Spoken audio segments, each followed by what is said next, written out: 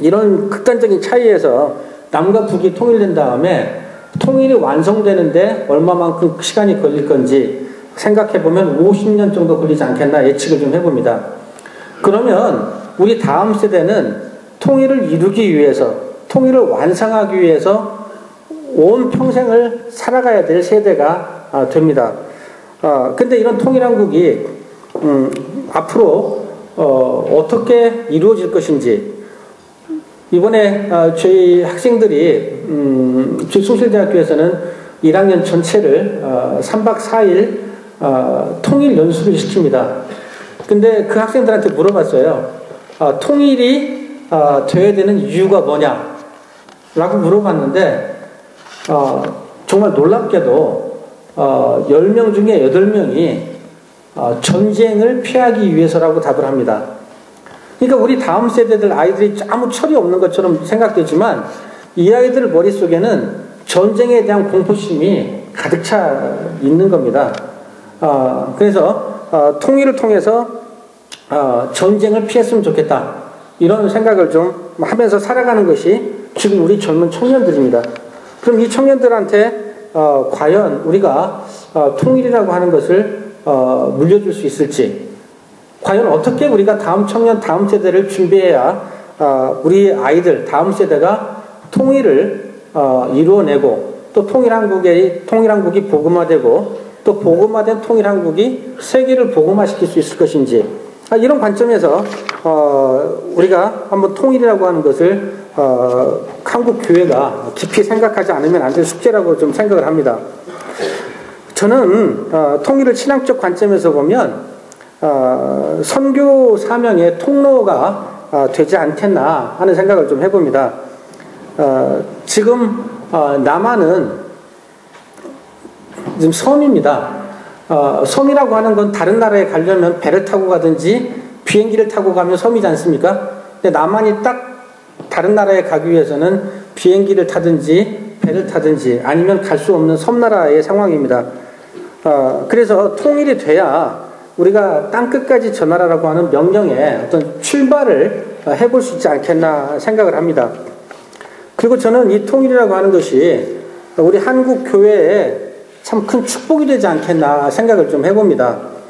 한국 교회가 계속 분열을 이어오고 있는데, 이 분열된 한국 교회를 하나로 만드는 일이 이 통일이라고 하는 사명이 되지 않겠나 하는 생각을 좀 해봅니다. 그래서 특별하게 제가 관심을 갖는 것 중에 하나가 교단 연합체별로 통일 사업들이 이루어지고 있는데, 이런 것들을 통합하는 과정을 통해서 한국 교회가 또 통합해 볼 수 있는 그런 신앙적 기회가 되지 않겠나.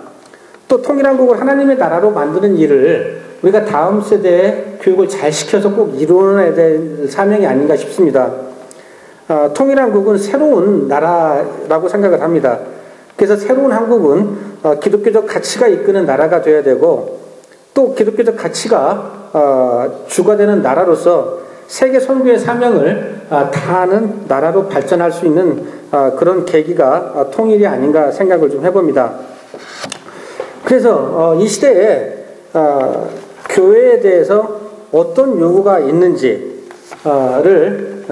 살펴보았으면 합니다. 변함없는 성경의 요구는 있습니다. 하나님의 나라를 건설하는 것이 이 시대의 한국 교회에 대한 요구고, 또 땅끝까지 하나님의 말씀을 전하라고 하는 것이 한국 교회에 대한 이 시대의 요구가 아닌가 생각을 합니다. 그리고 한국 교회에 대해서 국가사회의 요구도 우리 교회가, 특히 평신도가 귀를 기울여야 될 일이 아닌가 생각을 합니다. 우리 국가사회는 교회에 대해서 끊임없이 요구합니다. 사회가 필요로 하는 것을 제공하라는 요구입니다. 우리가 처음에 한국 교회가, 한국 기독교가 한국에 들어오면서 의료, 자선, 교육 서비스, 이 세 가지를 가지고 우리 미국인 선교사들이 한국 교회에 접근을 했습니다. 근데 이제 의료도, 자선도, 교육도 어느 것도 한국 교회가 앞서 있지 못합니다. 일반 사회에 비해서. 그럼에도 불구하고 한국 교회가 선교적 접근을 이 사회에 하기 위해서는 이웃을 위해서 할 수 있는 일이 무엇인지 생각하지 않으면 안 되는 상황이라 생각을 합니다. 제가 교회에서 전도부도 해보고 새신자 교육반도 해보고 하는데 이제 평신도들 일반 교인들한테 나가서 띠들르고 전도하라고 해가지고 전도가 되질 않습니다. 한국 교회에 대한 아까 말씀드린 전반적인 인식, 한국 교회가 우리 국가사회에 공헌하는 공헌의 정도, 이런 걸 가지고 우리 사회가 한국 교회를 배척하고 있기 때문에 일반 평신도들이 나가서 전도하는 일이 보통 어려운 일이 아닙니다. 그렇다고 한다면 한국 교회가 특히 목회자와 평신도 지도자들이 이웃을 위한, 한국 교회가 이웃을 위해 살 수 있는 일이 무엇인지, 또 국가적 비전을 한국 교회가 무엇인지 제시하지 않으면 이제 선교의 문을 열기, 전도의 문을 평신도가 열어내기는 굉장히 어려운 일이 아닌가 생각을 합니다. 그래서 우리 한국 교회가 국가적으로 비전을 제시하고 그 비전을 선도해 나가는 일들을 해내야 되는데 그건 목회자들이 해야 될 부분이라고 생각하지 않습니다.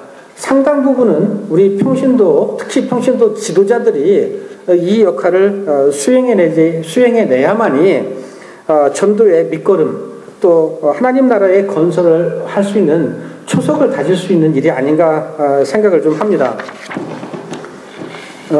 그리고 이 사회가 지금 우리 한국 교회에 요구하는 것은 말로만 하나님의 나라를 얘기하지 말고 하나님의 나라의 모델을 한번 너네들이 살아봐라 라고 요구를 하는 것 같습니다. 우리가 한국 교회에 대해서 지금 많은 일반 사회에서 이야기하고 있는 건 너네들이 진짜 하나님의 나라를 교회에서 한번 실현해서 보여라. 그러면 우리가 따라가마, 이런 요구라고 저는 받아들입니다. 무조건 한국교회가 싫고 교회가 싫고 배척하는 게 아니라 정말 한국교회 지도자들이 모범적인 삶을 좀 회복하고 한국교회가 진정으로 섬김과 나눔의 자세를 보인다면 한국 사회가 교회를 존경하고 전도의 문을 열고 받아들이지 않겠나, 이런 생각을 합니다. 그래서 우리가 교회를 운영함에 있어서 진짜 보편적인 기준, 보편적인 운영의 가치가 한국 교회에 들어와야 되지 않느냐 하는 생각을 좀 많이 합니다. 한국 교회 하면은 뭐 분열, 재정, 회계, 부정, 뭐 이런 것들이 어떻게 상징적인 그 용어들로 되어 있는 상황이어서 진짜 혁신적으로 교회들이 운영의 투명성을 확실히 갖추는데 우리 교회 지도자들이 앞장서서 달성해내야 될 일이 아닌가 생각을 좀 해봅니다. 그리고 우리 교회가 이제는 체제 유지 비용을 최소화하는 일을 다 같이 애써야 되지 않느냐 하는 생각을 좀 해봅니다. 목회자들이 교회의 운영의 중심이 서지만 지금 교회 평신도 지도자들이 같이 장로로서 또 당회원으로서 교회 운영을 중심적으로 이끌어가고 있습니다. 근데 한국 교회가 교회의 체제를 운영하기 위해서 너무 많은 경비를 쏟아붓고 있지 않나 하는 반성을 우리가 꼭 반드시 해봐야 되지 않나 생각을 좀 합니다. 한국 사회가 우리 교회에 바라는 일들, 그런 일들을 우리가 하지 못하면서 한국 교회의 어떤 재산 지키기, 왜 교회마다 다 수양관이 있어야 되고 교회마다 왜 다 그 묘지가 있어야 되고 이런 일들은 좀 저 자신도 좀 납득하기가 좀 쉽지가 않습니다. 그래서 이런 체제를 유지하는 비용을 우리가 최소화해서 이 사회가 필요하는데 환원하는 노력들을 더 많이 해야 되지 않느냐라는 것이 이 시대가 우리 교회에 요구하는 것이 아닌가 생각을 좀 해봅니다. 특히 한국교회가 특히 지도자 그룹에서의 여성 참여를 굉장히 막고 있습니다. 근데 이제 한국교회가 여성 참여를 적극적으로 수용해야 되지 않느냐 라고 하는 교회 운영에 있어서 이런 노력들이 조금 더 개방적으로 이루어져야 되지 않느냐 라고 하는 것이 제가 느끼는 이 사회가 한국 교회에 요구하는 것이 아닌가 생각을 좀 해봅니다. 그래서 저는 한국 교회가 다시 전도의 부흥기를 막기 위해서는 우리 사회가 필요로 하는 것을 제공해야 된다. 이게 찾아다니는 전도가 아니라 교회로 불러 모으는 전도를 해야 된다. 라고 하는 생각을 좀 해봅니다. 얼마 전에 그 대우실업의 회장을 지내셨던 김우중 씨를 한번 만났었습니다. 근데 그분이 뜬금없이 제가 교회를 다닌다고 했더니 저한테 요구를 하는 것이 한국 교회는 이 사회에 할 일이 참 많습니다. 우리 사회가 무엇으로 고통받는지 아십니까? 라고 물어보는 게 두 가지 이야기입니다. 하나는 육아 문제로 몸살을 앓고 있습니다. 또 하나는 노년 문제입니다. 이 두 가지 문제에 대해서 왜 교회가 답을 못 내놓습니까? 시내 어느 곳에 있든지 간에 가든지 교회 천지인데 왜 교회에서 아이들을 돌봐주지 않습니까? 아이들을 돌봐주면 그분 표현입니다. 전도한다고 길거리 다니는 사람 붙잡고 전도하려고 하지 말고 교회 안 다니는 김우중 씨 이야기입니다. 교회에다가 아이들을 하루 종일 돌봐주면 그분들이 아이들을 맡기려고 교회 오고 아이들 찾아가려고 교회 오지 않겠습니까? 라는 그런 말을 하더라고요. 노인들이 갈 곳이 없습니다. 그래서 노인들을 섬기는 일, 또 노인들에게 무엇인가 사회 봉사의 역할을 차려주는 일, 이런 것들이 아주 간단하게 이 사회가 필요로 하는, 이 사회가 한국 교회를 가치 있게 생각할 수 있는 아주 간단한 일들이 아닌가 생각을 좀 해봅니다. 이런 사회가 한국 교회에 요구하는, 필요로 하는 일들을 많이 개발해내서 한국 사회에 공헌하고 우리가 체제 유지비를 한국 사회에 돌려준다면 나는 제2의 교회, 한국 기독교의 부흥이 올 수 있는 길이 열릴 거라고 생각을 해봅니다. 이 일이 목회자의 뜻만 가지고는 되지 않습니다.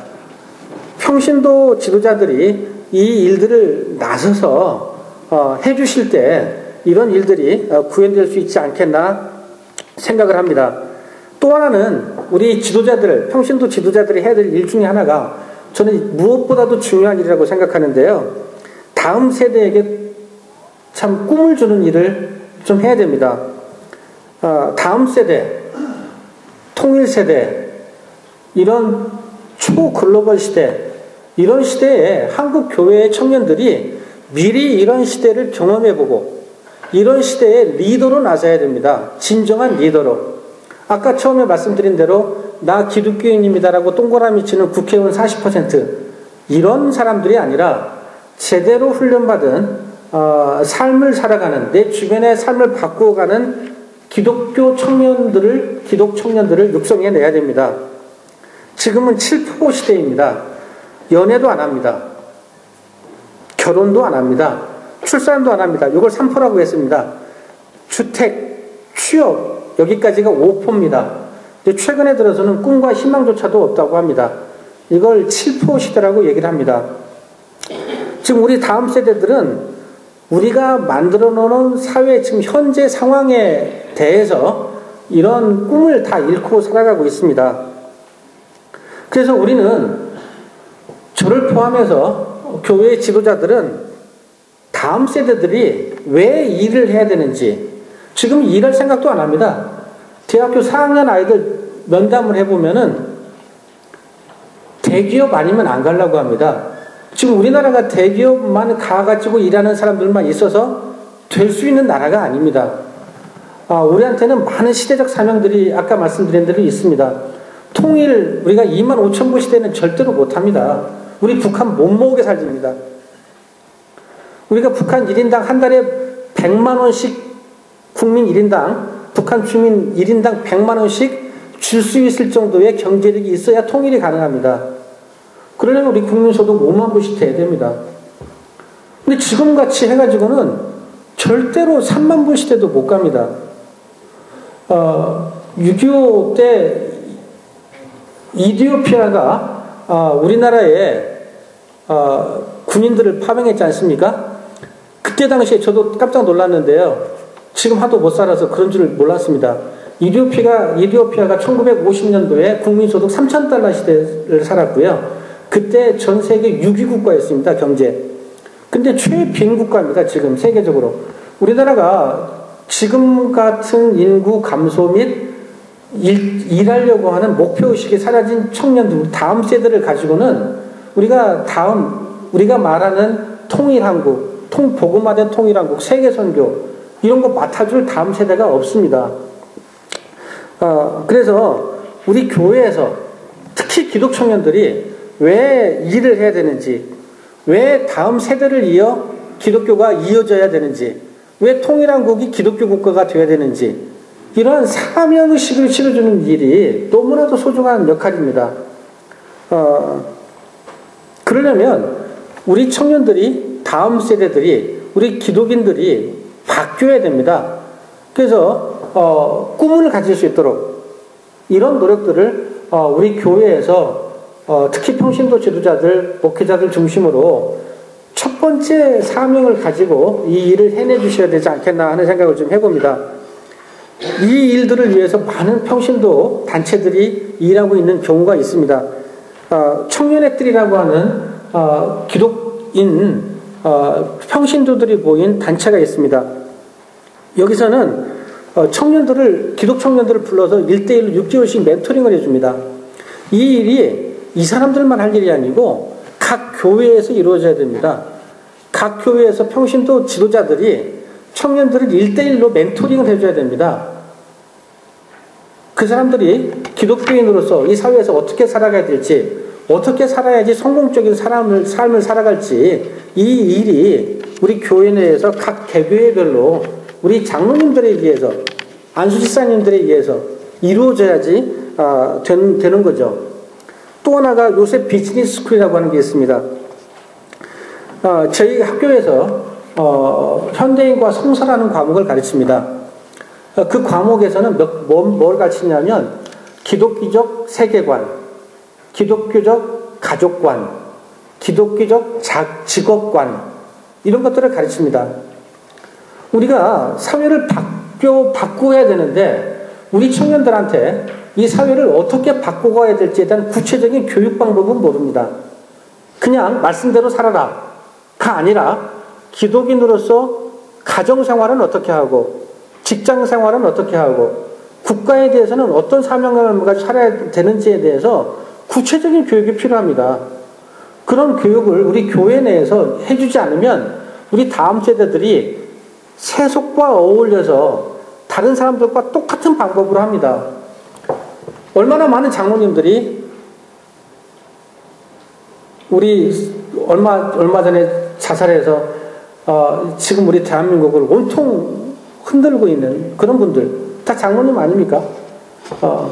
그런 분들이 결국은 제대로 된 교육을 받았나 싶어요. 한국 교회에서.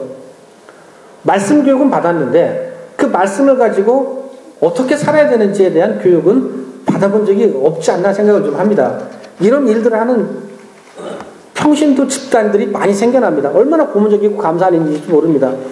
이런 노력이 개교회에서 이루어지기를 소망합니다. 다행스럽게 얼마 전에 평신도 지도자 연합회라고 여기 이 안에도 계실지 모르겠습니다만 발족을 했습니다. 4개 시민운동, 법과 질서 지키기 운동, 나눔 운동, 정직한 기업 운동, 절제 및 환경 보증 운동, 이런 것들을 좀 합니다. 그래서 구체적으로 정직한 기업 운동의 사업 내용을 보면 그래도 기독인들은, 평신도들은 이중장부 하지 말자, 무자료 거래하지 말자, 뇌물 주지 말자, 정직하게 홍보하자, 불량제로 사용하지 말자, 이런 운동이 일어나야 된다고 봅니다. 이런 것들을 우리 다음 세대에는 가르쳐야 됩니다. 이런 사명을 우리 평신도 리더들이 한국 교회에서 주도적으로 이끌어가야 된다고 생각을 합니다. 숭실대학교 얘기로 마무리를 하겠습니다. 제 숭실대학교 처음 말씀드린 대로 통일한국의 시대정신을 세우겠다 생각을 합니다. 이제 금방 말씀드린 것처럼 통일한국은 국민소득 5만 불 시대는 돼야 됩니다. 인구는 1억 시대가 됩니다. 다민족 다문화 시대, 초글로벌 시대, 이런 시대에 과연 기독대학을 졸업하는 학생들은 어떤 시대정신을 가져야 되는지를 교육하기 위해서 노력하고 있습니다. 그리고 통일한국이 세계사적으로 어떤 역할을 할 수 있을지, 특히 복음사적으로 선교사적으로 어떤 역할을 통일한국이 해야 되는지에 대한 관심을 가지고 신앙적 관점에서 나 자신의 역할을 찾아보는 교육의 진력을 좀 하고 있습니다. 그리고 이런 교육을 한국 교회와 나누려고 합니다. 우리 숭실대학교 학생뿐만 아니라 모든 한국 교회의 기독 청년들에게, 또 한국 교회의 평신도 지도자들에게 이러한 교육을 나누고자 저희들이 많은 노력을 좀 기울이고 있습니다. 여러 평신도 지도자 되시는 우리 장로님들, 숭실대학교에서 꼭 기도 많이 부탁드리겠습니다.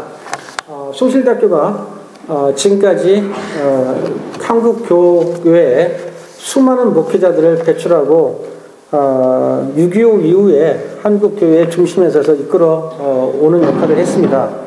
근데 앞으로 숭실대학교가 한국 교회의 통합의 역할을 하고 또 통일 시대에 통일한국을 만들어낼 수 있는 우리 기독 청년들을 길러내는 일에 역할을 다할 수 있도록 기도해 주시고 또 많이 협력해 주시면 꼭 그 사명 감당되도록 최선을 좀 다하겠습니다.